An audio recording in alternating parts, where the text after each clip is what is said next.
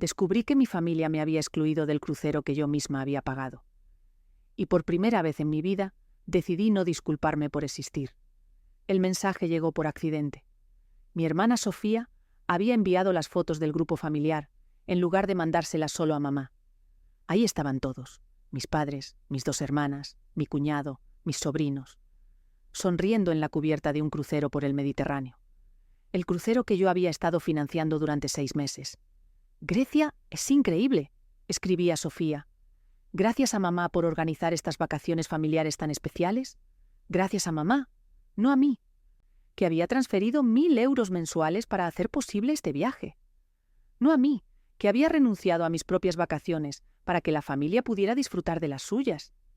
El teléfono me temblaba en las manos cuando llamé a mi madre. «Elena, cariño, ¿cómo estás? Mamá, ¿por qué no me habéis dicho que ya habíais partido?» Un silencio incómodo. «Ay, hija, es que surgió de último momento. Los precios bajaron y tuvimos que decidir rápido. Pero yo he estado pagando este viaje. Habíamos acordado que iría con vosotros. Sí, pero ya sabes cómo eres para los viajes, Elena. Te estresas mucho. No te gusta madrugar para las excursiones. No me diste la oportunidad de decidir. Pensamos que preferirías descansar en casa.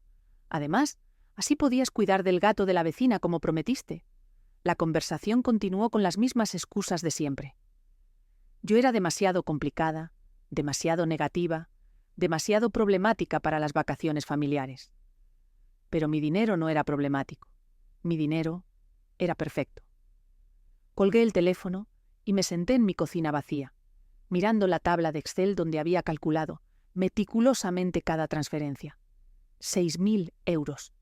6.000 euros para unas vacaciones de las que me habían excluido sin ni siquiera decírmelo. Por primera vez en mis 42 años de vida, no llamé de vuelta para disculparme por haber protestado. Por primera vez, decidí quedarme enfadada, pero para entender por qué esto fue tan revolucionario, tengo que contaros cómo había vivido hasta entonces, cómo había pasado 4 décadas siendo la hija conveniente, la hermana útil, la que siempre estaba disponible para resolver problemas ajenos y financiar sueños de otros.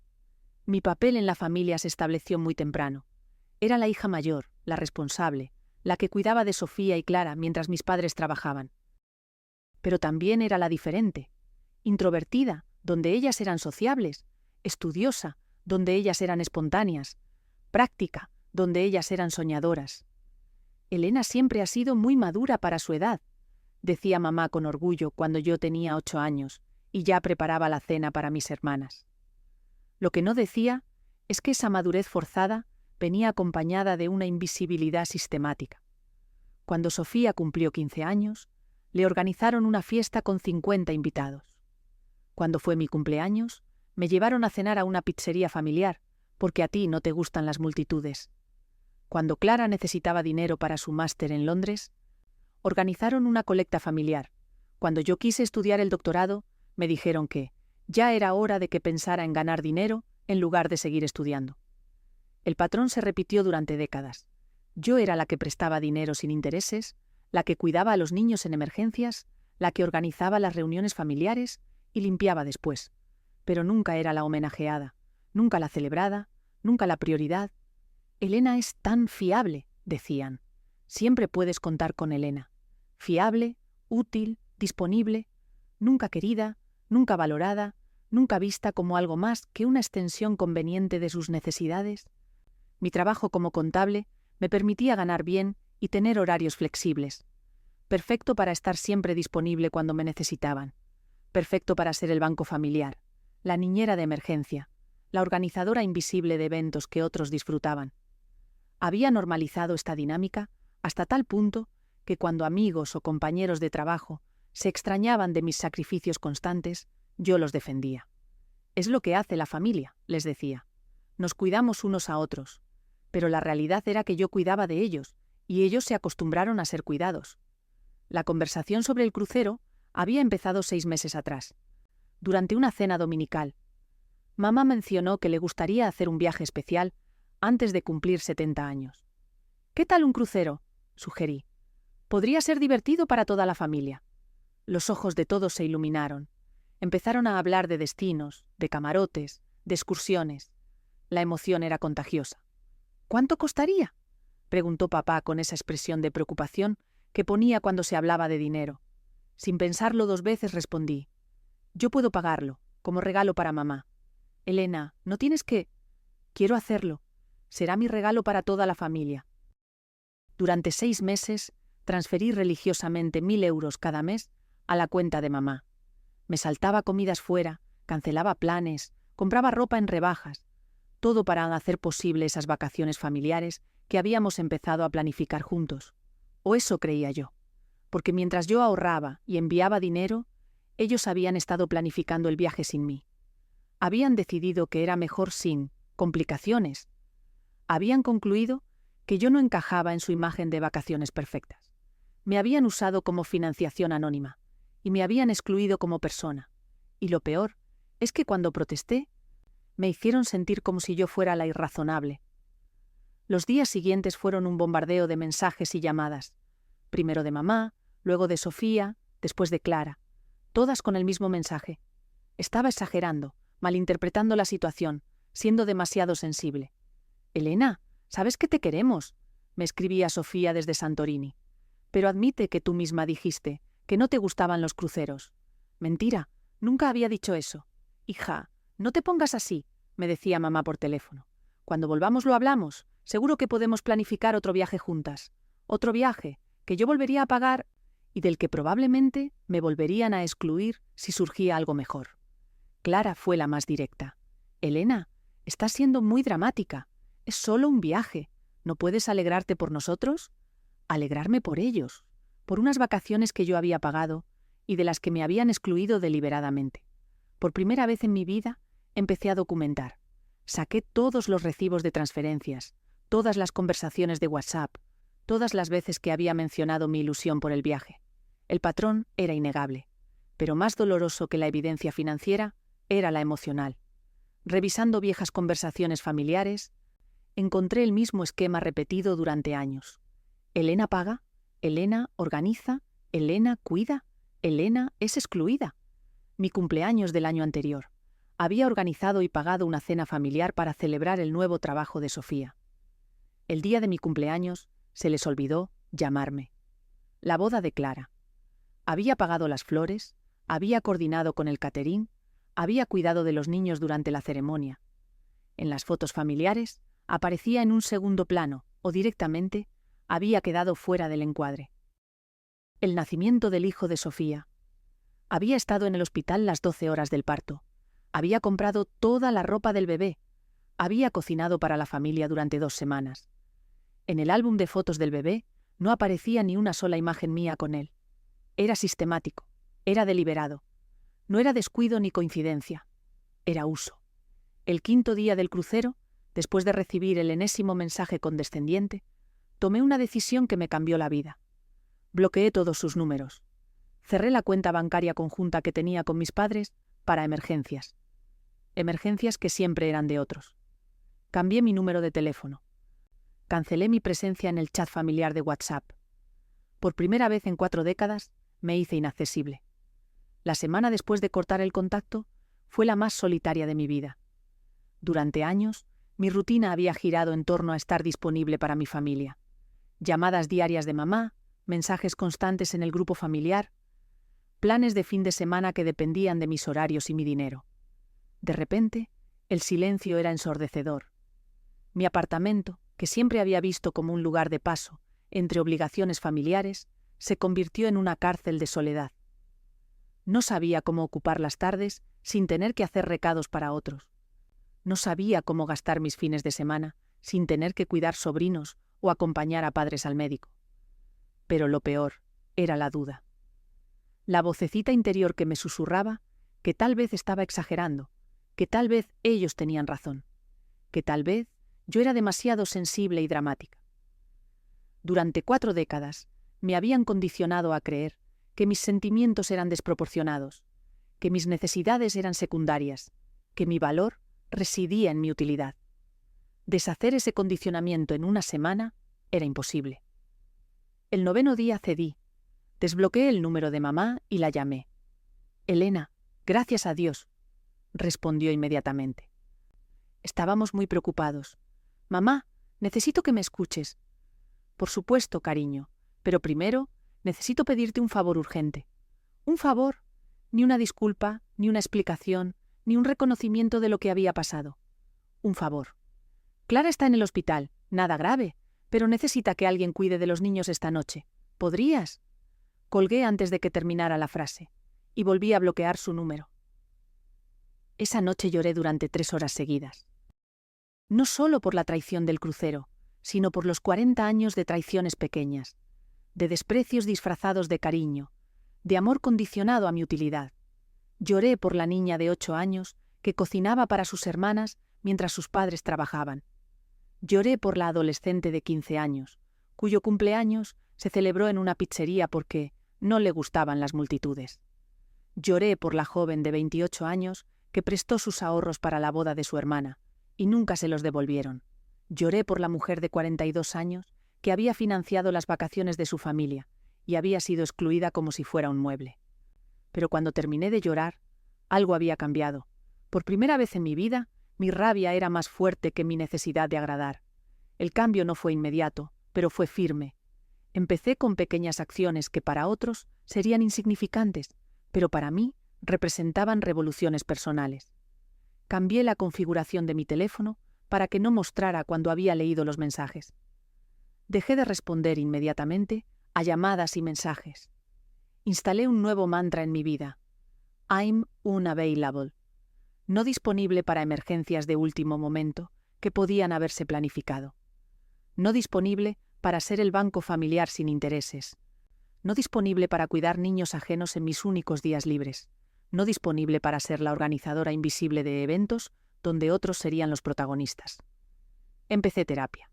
No porque estuviera enferma, sino porque necesitaba herramientas para deshacer 4 décadas de condicionamiento. Mi terapeuta, la doctora Ruiz, fue la primera persona en mi vida adulta que me dijo algo que cambió mi perspectiva. Elena, tú no eres responsable de las emociones de tu familia. No eres responsable de mantenerlos felices a costa de tu propia felicidad. Pero si no cuido yo de ellos, ¿quién lo hará? Ellos son adultos, Elena. Pueden cuidar de sí mismos. La idea me resultaba tan radical que me costó semanas procesarla.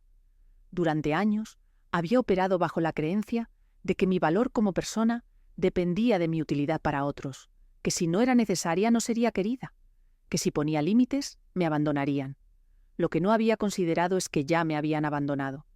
Emocionalmente, habían prescindido de mí como persona años atrás. Solo mantenían contacto conmigo como recurso. 3 semanas después del crucero, empezaron las maniobras de presión familiar. Llegaron a través de terceros, tías, primos, amigos de la familia, todos con el mismo mensaje. Estaba siendo egoísta, estaba destruyendo a la familia.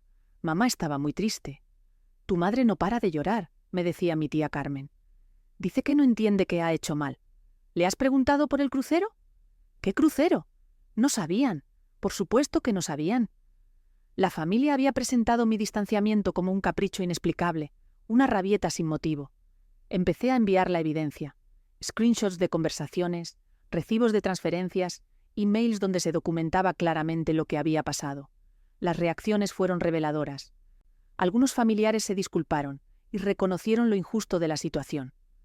Otros desaparecieron de mi vida inmediatamente. Los que más me dolieron fueron los que respondieron con frases como «pero tú sabes cómo es tu madre», o «siempre habéis tenido una relación complicada», o «las familias son así», como si la normalización del abuso emocional fuera una característica familiar que debía aceptar con resignación. 2 meses después del crucero, recibí una carta física en mi buzón. Papel caro, caligrafía cuidada, el estilo de mi madre cuando quería causar impresión. «Querida Elena», empezaba, «creo que ha llegado el momento de hablar como adultas». La carta era una obra maestra de manipulación emocional. Reconocía que, tal vez, había habido malentendidos sobre el viaje. Admitía que, quizás, podrían haber comunicado mejor sus planes. Pero en ningún momento reconocía la exclusión deliberada, la apropiación de mi dinero o los años de patrón abusivo. En su lugar, se centraba en lo mucho que me echaban de menos, en lo preocupados que estaban por mi bienestar mental, en lo dispuestos que estaban a perdonar mi comportamiento impulsivo. La carta terminaba con una invitación. Te esperamos el domingo para almorzar, como siempre. Tu familia te ama, como siempre, como si nada hubiera cambiado, como si yo fuera a volver a mi papel de hija conveniente, dispuesta a fingir que todo estaba bien. Respondí con mi propia carta, más breve, más directa. Querida mamá, gracias por tu carta. Aprecio que hayas reconocido que hubo malentendidos, aunque creo que lo que pasó va más allá de problemas de comunicación. Estoy dispuesta a reconstruir nuestra relación, pero bajo nuevas condiciones. Reconocimiento completo de lo que pasó con el crucero, incluyendo una disculpa real. Terapia familiar para todos los involucrados. Establecimiento de límites claros sobre dinero, tiempo y expectativas. Fin del patrón de usarme como recurso mientras me excluyen como persona. Si estas condiciones te parecen razonables, podemos empezar a hablar. Si no, respeto tu decisión, pero no volveré a participar en una dinámica que me daña. Con cariño, pero con límites firmes, Elena. La respuesta llegó por teléfono 2 días después. Sofía, furiosa. Elena, ¿pero tú te has vuelto loca? ¿Terapia familiar? ¿Condiciones? ¿Quién te crees que eres? Me creo que soy tu hermana, no tu empleada. Mamá está destrozada. Dice que no te reconoce. Bien, porque la Elena que conocíais ya no existe. Colgué y cambié otra vez mi número de teléfono. La guerra había empezado oficialmente. No fue venganza en el sentido dramático. No filtré secretos familiares, ni organicé humillaciones públicas. Mi venganza fue mucho más devastadora. Me volví feliz sin ellos. Empecé a usar el dinero que antes enviaba a mi familia en mí misma. Viajes que siempre había postergado, cursos que quería hacer, restaurantes que nunca me había permitido. Por primera vez en décadas, mis recursos eran míos. Me uní a un club de lectura, donde conocí a mujeres que habían pasado por experiencias similares. Descubrí que mi historia no era única. Muchas familias tienen su Elena, la hija útil, la hermana conveniente, el miembro que existe para resolver problemas ajenos. Empecé a salir con un compañero de trabajo, David, que me trataba como si mis opiniones importaran, como si mi tiempo fuera valioso, como si mi compañía fuera deseable por sí misma y no por lo que podía hacer por él. La primera vez que cancelé una cita con él por una emergencia familiar. David me preguntó, ¿es realmente una emergencia o es que te han acostumbrado a estar siempre disponible? La pregunta me paró en seco. Era una emergencia familiar típica. Sofía necesitaba que cuidaras a los niños, porque su niñera había cancelado a última hora. El tipo de situación que durante años había tratado como crisis urgente. No es una emergencia, admití. Es una inconveniencia que podría resolverse de otras maneras. ¿Entonces prefieres cenar conmigo o resolver los problemas de planificación de tu hermana? Por primera vez en mi vida, elegí mi propio plan. Envié un mensaje a Sofía. No estoy disponible. Puedes llamar a una niñera profesional o cambiar tus planes. Fue aterrador y liberador a la vez. Los meses siguientes fueron una escalada de límites. Cada vez que alguien de mi familia asumía mi disponibilidad automática, yo respondía con mi nuevo mantra: I'm unavailable. No disponible para préstamos sin fecha de devolución. No disponible para cuidados de niños no planificados. No disponible para ser la organizadora invisible de eventos familiares. No disponible para ser el paño de lágrimas emocional sin reciprocidad. La reacción fue predecible. Primero incredulidad, luego presión social, después ataques directos a mi carácter. Me acusaron de egoísta, de fría, de haber cambiado para peor. Tenían razón en lo último. Había cambiado. Había dejado de ser una persona que existía para la comodidad de otros, y me había convertido en alguien que existía para sí misma también. El punto de inflexión llegó en Navidad. Por primera vez en 40 años, no organicé la cena familiar ni la pagué. En su lugar, me fui de viaje con David a Praga. Las fotos que publiqué en redes sociales mostraban algo que mi familia nunca había visto. A Elena, sonriendo genuinamente, relajada, disfrutando de la vida sin estar pendiente de las necesidades de otros. Esa noche recibí 11 llamadas perdidas y 26 mensajes. No respondí a ninguno. El colapso del sistema familiar sin mí fue más rápido de lo que esperaba. Sin su Elena, disponible para resolver crisis, cuidar niños, prestar dinero y organizar eventos, tuvieron que enfrentarse a la realidad de sus propias vidas. Sofía tuvo que contratar una niñera profesional y descubrió lo caro que era el cuidado infantil que yo había estado proporcionando gratis durante años. Clara tuvo que pedirle un préstamo al banco para cubrir una emergencia económica, y por primera vez experimentó el estrés de los intereses y plazos de devolución. Mis padres tuvieron que contratar a una empresa de limpieza porque ya no tenían quien les organizara y limpiara la casa antes de las visitas familiares, pero lo más significativo fue que tuvieron que enfrentarse a los conflictos entre ellos sin tener un mediador automático. Yo había estado amortiguando las tensiones familiares durante décadas, y sin esa función empezaron a explotar. 6 meses después de mi desaparición, mi tía Carmen me llamó desde un nuevo número. «Elena, tienes que hacer algo. Tu familia se está desmoronando». «Ah, ¿sí? Cuéntame».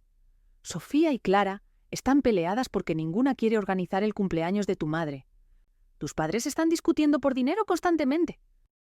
Nadie sabe cómo manejar los problemas que antes resolvías tú. Suena a que están aprendiendo a ser una familia funcional. ¿Cómo puedes decir eso? Porque por primera vez están enfrentando las consecuencias de sus actos en lugar de trasladármelas a mí». La llamada más importante llegó 3 semanas después. Mi madre, desde el teléfono de una vecina, porque yo había bloqueado todos sus números. «Elena, por favor, necesito hablar contigo». Su voz sonaba diferente, menos imperativa, más suplicante. «Te escucho. Tienes razón, en todo.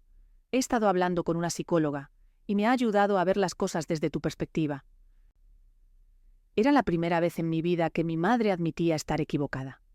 «¿Qué has visto exactamente?» «Que te hemos tratado como una empleada familiar en lugar de como una hija. Que hemos dado por sentado tu amor y tu apoyo sin corresponder. Que el crucero fue solo la gota que colmó el vaso, después de años de aprovecharnos de ti». Empecé a llorar. No de tristeza, sino de alivio. Por fin, alguien veía la realidad que había vivido durante décadas. ¿Y las demás? Sofía también está en terapia. ¿Clara? Clara todavía cree que estás exagerando, pero está empezando a entender. ¿Qué quieres de mí, mamá? Una oportunidad. No para volver a cómo estaban las cosas antes, sino para construir algo mejor. Algo real. Por primera vez en meses, consideré la posibilidad de reconstruir la relación, pero esta vez en mis términos. Hoy hace un año que empezó mi revolución personal. La relación con mi familia sigue siendo complicada, pero ha cambiado fundamentalmente. Mamá y Sofía han continuado con la terapia. Han empezado a reconocer patrones de comportamiento que habían normalizado durante décadas. Nuestras conversaciones ahora incluyen disculpas reales, reconocimientos de responsabilidad y planes específicos para cambiar. Clara sigue siendo resistente, pero ha empezado a pagar por los servicios que antes esperaba gratis de mí. Es un progreso pequeño, pero significativo. Mis padres me devolvieron los 6.000 euros del crucero, con una carta de disculpa que aún conservo.